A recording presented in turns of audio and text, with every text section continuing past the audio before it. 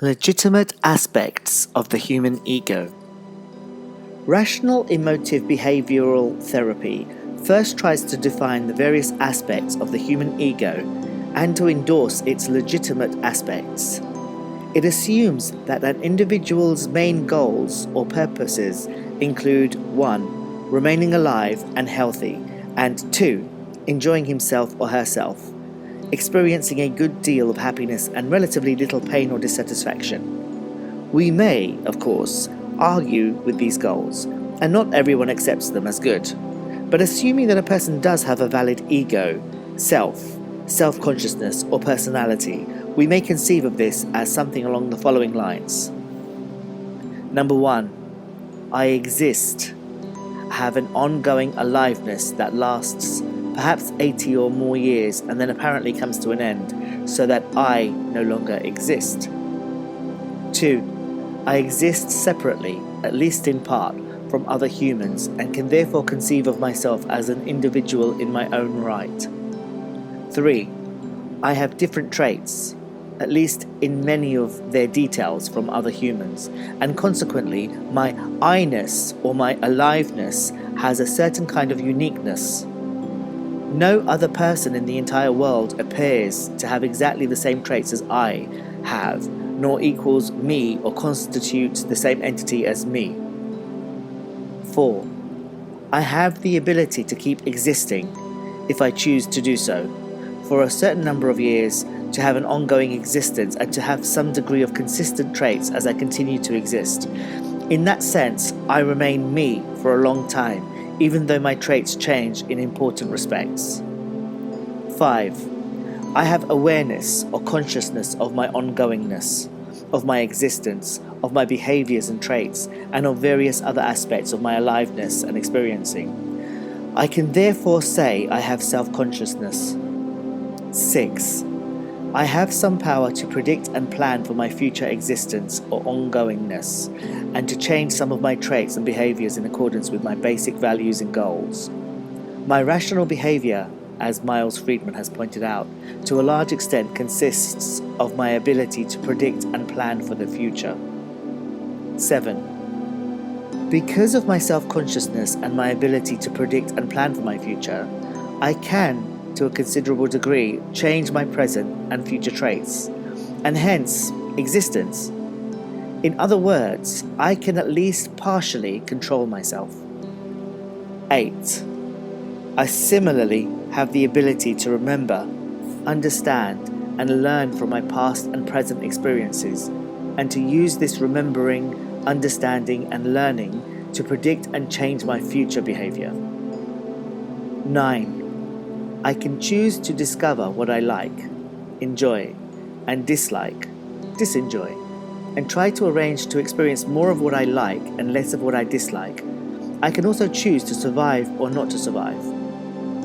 10. I can choose to monitor or observe my thoughts, feelings, and actions to help myself survive and lead a more satisfying, more enjoyable existence. 11. I can have confidence, believe that a high probability exists that I can remain alive and make myself relatively happy and free from pain. 12. I can choose to act as a short-range hedonist who mainly goes for the pleasures of the moment and gives little consideration to those of the future, or as a long-range hedonist who considers both the pleasures of the moment and of the future, and who strives to achieve a fair degree of both.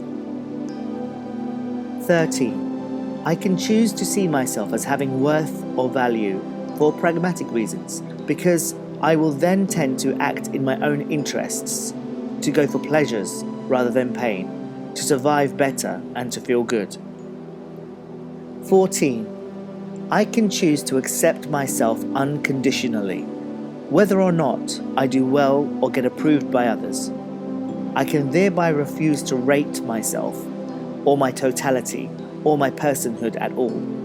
Instead, I can rate my traits, deeds, acts, and performances for the purposes of surviving and enjoying my life more, and not for the purposes of proving myself or being egotistic or showing that I have a better or greater value than others. 15. Myself and my personality, while in important ways individualistic and unique to me, are also very much part of my sociality and my culture.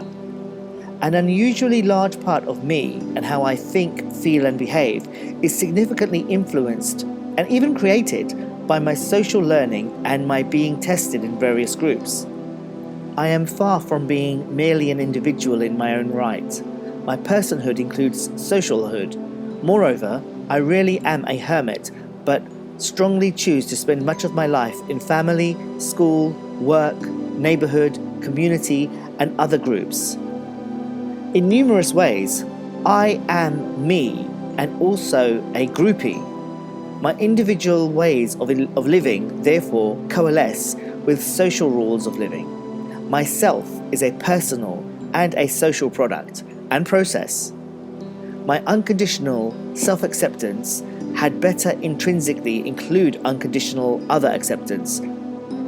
I can and will accept other people as well as myself, with our virtues and our failings, with our important accomplishments and non-achievements, just because we are alive and kicking, just because we are human.